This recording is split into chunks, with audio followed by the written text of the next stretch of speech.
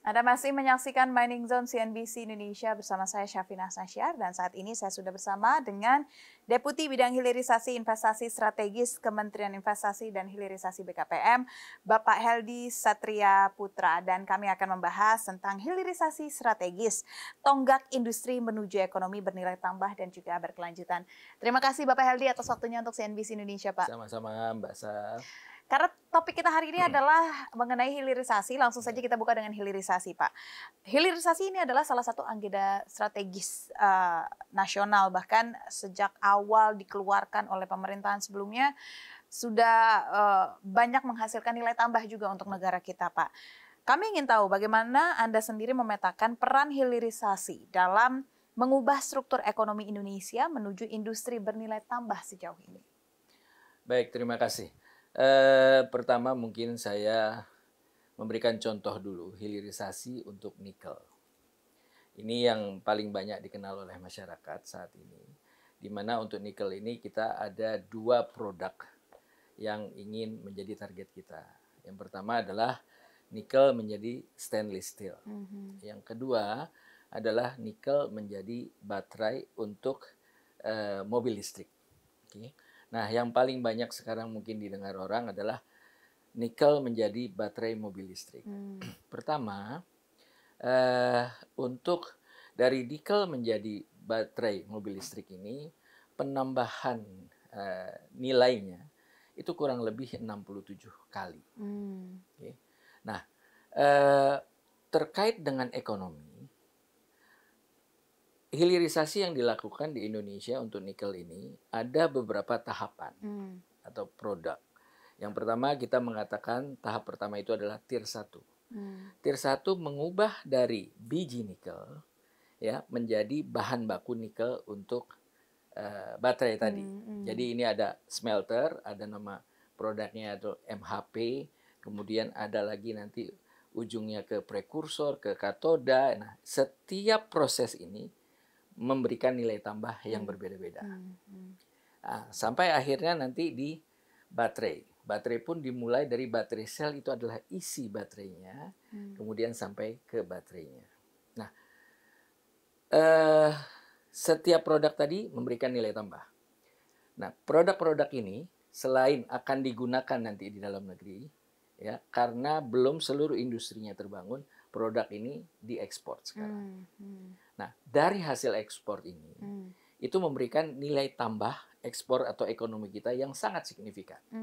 Salah satu contohnya pada saat dia baru di ekspor sebagai bahan baku atau biji nikel, itu nilainya dari tahun 2015 ya, itu sekitar cuma 2,1 miliar US dollar, gitu loh.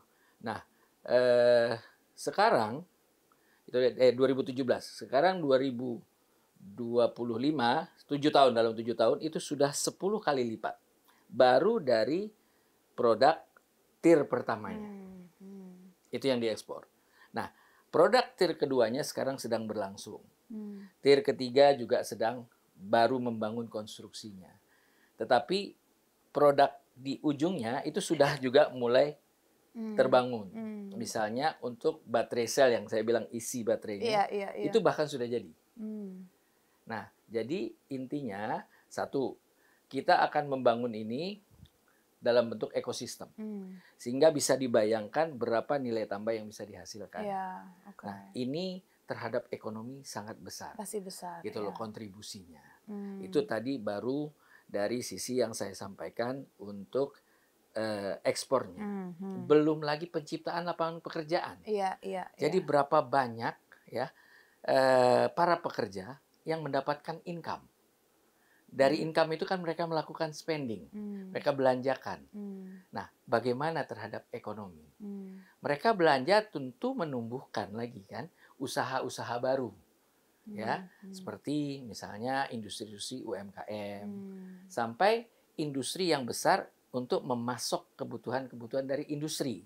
Kalau tadi hanya untuk pekerjanya yang mendapatkan income, tetapi industri ini kan membutuhkan juga bahan baku, bahan bantu, dan sebagainya. Nah, itu menciptakan lagi ya industri-industri atau usaha-usaha baru. Nah, ini salah satu gambaran bagaimana kontribusi dari hilirisasi ini terhadap ekonomi Indonesia. Tapi kalau kita berbicara tentang hilirisasi, itu pasti konteksnya orang selalu berpikir hanya minerba, Pak. Bagaimana dengan hilirisasi investasi strategis yang lain ke depannya? Pangan, EBT, lalu juga manufaktur untuk menjadi barang-barang teknologi berkualitas tinggi gitu. Bagaimana, Pak? Ya, jadi begini, konsep dari hilirisasi yang kami buat dari Kementerian Investasi dan Hilirisasi BKPM itu adalah dengan melihat cadangan yang kita miliki. Jadi kita memiliki banyak sekali komoditas atau sumber daya alam. Tetapi apakah semua ini sudah bisa atau sudah layak untuk kita lakukan hilirisasinya? Maka kita membuat peta jalan hilirisasi atau roadmap hilirisasi di tahun 2022 dan 2023. Di mana di situ kami mencoba mengumpulkan data mengenai berapa banyak jumlah komoditas yang kita miliki, ya, kekayaan alam yang kita miliki. Nah, kenapa kita masuk ke mineral seperti nikel? Karena nikel Indonesia itu adalah 42% dari nikel seluruh dunia. Jadi kita bisa memastikan kebutuhan nikel itu pasti bisa kita pasok. Karena kalau kita undang para investor untuk membangun industrinya, maka dia harus dapat kepastian sumber bahan bakunya. Nah, itulah salah satu contoh kenapa kita pilih mineral. Kebetulan itu salah satu yang besar. Tetapi di luar mineral, kita juga punya komoditas-komoditas yang juga nomor satu. Misalnya, ya, kita punya kelapa sawit itu nomor satu. Dan itu bukan mineral. Dan sekarang hilirisasi kelapa sawit itu juga sudah berjalan. Ya, sangat masif. Misalnya minyak goreng. Ya, kemudian kita juga sudah punya kosmetik. Kita sudah punya juga misalnya energi dari kelapa sawit gitu loh. Sekarang kita sudah B40 untuk solar. Nah, ini satu ini. Padahal nanti dari kelapa sawit ini juga bisa dipakai untuk mencampur aftur. Iya. Gitu loh. Untuk pesawat terbang, dan itu kita sudah lakukan sekarang ya untuk uji cobanya, baik uji coba membuat bahan bakarnya, bahkan sudah ada uji coba terbang menggunakan aftur itu. Nah, ini salah satu komoditas-komoditas hilirisasi yang akan kita kembangkan ke depan, dan kami yakini juga akan memberikan nilai tambah dan nilai ekonomi yang sangat besar. Tantangan dari hilirisasi itu kan adalah ekosistem industri yang berkelanjutan ya Pak ya. Walaupun hilirisasi dilihat sebagai game changer, tetapi tantangan itu masih ada. Nah, bagaimana kita memastikan Pak agar investasi di hilir ini benar-benar berkelanjutan, nggak hanya berakhir di smelter Pak? Ya. Nah, ini kembali saya mengambil contoh nikel karena ini yang paling mudah mungkin dipahami oleh dan sudah masyarakat berlangsung banyak seluruhnya, dan juga sudah ya Pak berjalan ya. dengan baik. Jadi di nikel itu kita mulai dari tambangnya dengan melarang ekspor biji nikelnya. Kemudian kita undang pelaku usaha untuk membangun smelter atau pengolahan sebetulnya ya dari biji nikel menjadi bahan baku nikel yang lebih siap lagi untuk digunakan ke produk berikutnya. Nah, tetapi di samping itu kita sudah mengundang juga pelaku usaha di hilirnya. Hilirnya itu apa sih? Baterai dan mobil listriknya. Karena nanti ini yang akan menjadi user. Nah, mungkin masyarakat sudah melihat bagaimana kita sudah mengundang pemain-pemain mobil listrik masuk ke Indonesia. Yang pertama, saya mungkin nggak bisa menyebut merek lah ya. Dari negara-negara Korea, negara Tiongkok, kita lihat. Juga negara-negara lain, mobil listrik udah masuk ke Indonesia. Dan kita meminta mereka bukan hanya menjual mobil listrik di Indonesia, tapi membangun pabrik mobil listriknya di Indonesia. Ya, itu dia makanya ada presentase TKDN itu ya Pak ya. Betul. Dan itu semua komitmen dan saat ini sudah dilaksanakan oleh para industri-industri otomotif di Indonesia, termasuk kendaraan roda 2-nya juga.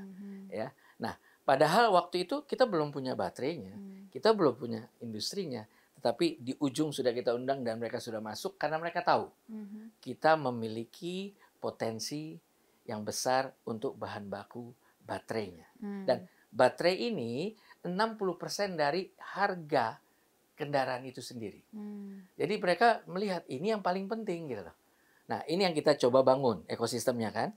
Nah, akhirnya sekarang terjadi apa? Untuk nikel sudah ada semua pelaku usahanya. Ya, sekarang mereka sudah mulai membangun konstruksinya dan seterusnya. Baterai sudah jadi, bahkan industrinya. Sekarang dari satu sudah tambah beberapa industri baterai lagi yang akan masuk. Nah, itu yang akan kita jadikan contoh membangun ekosistem untuk komoditas-komoditas yang lainnya. Sebetulnya kita untuk mineral masih banyak lagi.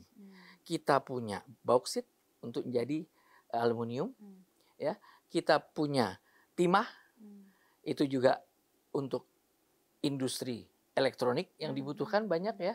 Kita punya tembaga koper yang dulu hanya menjual dalam bentuk bahan baku, bahan mentah, ya sekarang sudah membuat smelter.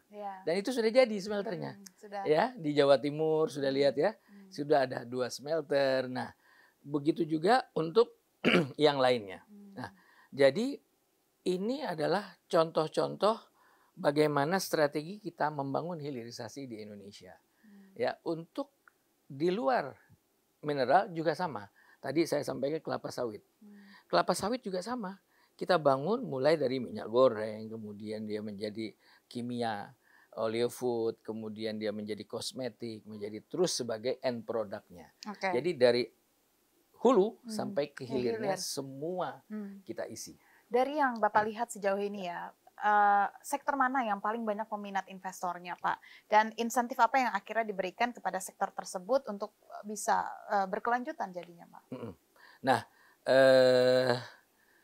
kalau melihat dari sektornya, kami melihat dari realisasi investasinya ya. Jadi ini bicaranya angka. Kalau dulu itu yang namanya industri pengolahan logam, itu menjadi 3 terbesar dari seluruh sektor investasi. Jadi dulu tambang yang di atas, kemudian sempat jasa masuk di. Jasa apa, Pak? Waktu itu pergudangan dan sebagainya gitu ya. Nah, kita sempat infrastruktur juga ini. Nah, sekarang justru yang selalu di atas itu adalah industri logam, barang logam, bukan mesin. Inilah yang disebut salah satunya smelter dan sebagainya. Ini selalu menduduki posisi di nomor 1 terus beberapa tahun ini. Ya. Nah, itu salah satu yang paling diminati. Karena tadi nikel ya, sekarang mulai masuk bauksit, mulai diminati karena tadi cadangannya jelas, kemudian produk nilai tambahnya juga itu jelas. Nah, insentif yang kita berikan itu baik ada yang insentif fiskal, jadi berupa pembebasan pajak, keringanan pajak, pembebasan bea masuk ya, untuk barang-barang modal atau mesin-mesinnya, ya, maupun kita juga memberikan juga pembebasan pajak atau insentif pajak untuk yang melaksanakan vokasi pendidikan. Jadi kita tahu bahwa industri-industri yang kita undang ini teknologinya belum biasa di kita. Sehingga tenaga kerja kita belum menguasai teknologi itu. Bagaimana caranya supaya mereka menguasai? Maka kita minta perusahaan-perusahaan tadi untuk melatih. Melatihnya baik di dalam negeri maupun yang di luar negeri. Jadi pada saat mereka membangun konstruksi, tenaga kerja kita dikirim oleh mereka ke negara mereka. Dilatih di situ. Begitu konstruksinya selesai, karena konstruksi ini butuh 2 tahun, butuh 3 tahun. Selesai, mereka kembali dan mereka sudah siap dengan teknologi yang akan digunakan. Nah, itu juga kita berikan insentif maupun nanti untuk masalah research and development-nya. Iya. Nah, hilirisasi ini kan juga ada keterlibatan antar sektor ya, dari daerah, lalu juga antar instansi maksud saya lebih tepatnya. Nah, bagaimana koordinasi antar instansi ini diformulasikan, Pak, agar implementasi lapangan akhirnya tidak tumpang tindih. Katakanlah kadang tambang dengan kehutanan bisa bersinggungan, tambang dengan minyak bisa bersinggungan mungkin gitu. Nah, bagaimana Anda melihatnya? Dan kasus ini banyak terjadi sebenarnya, Pak. Nah, ini Surkul alhamdulillah Kementerian Investasi dan Hilirisasi BKPM itu diberikan kewenangan untuk mengeluarkan seluruh perizinan berusaha yang ada di Indonesia melalui OSS atau Online Single Submission. Nah, ini kita lakukan secara online. Seluruh perizinan, baik itu perizinan dasar Jadi izin lokasi, kemudian izin untuk lingkungan, untuk kawasan hutan, untuk izin bangunan ya, EPBG sampai izin usaha, sampai juga izin untuk menunjang berusaha, itu kegiatan usaha itu juga ada di OSS. Nah, di situ lintas sektoral ada 28 institusi yang izinnya masuk ke dalam OSS saat ini, ya, dengan aturan yang terbaru, peraturan pemerintah nomor 28 tahun 2025. Nah, itu semua dikelola melalui OSS oleh Kementerian Investasi dan Hilirisasi BKPM. Jadi kalau izin nggak ada masalah. Nah, oke. Kalau yang lainnya di lapangan, seluruh proses hilirisasi itu adalah kegiatan industri. Dan aturan harus di kawasan industri. Maka selalu di kawasan industri, seluruh kebutuhan izin dan sebagainya, infrastruktur itu sudah disiapkan juga oleh kawasan industri.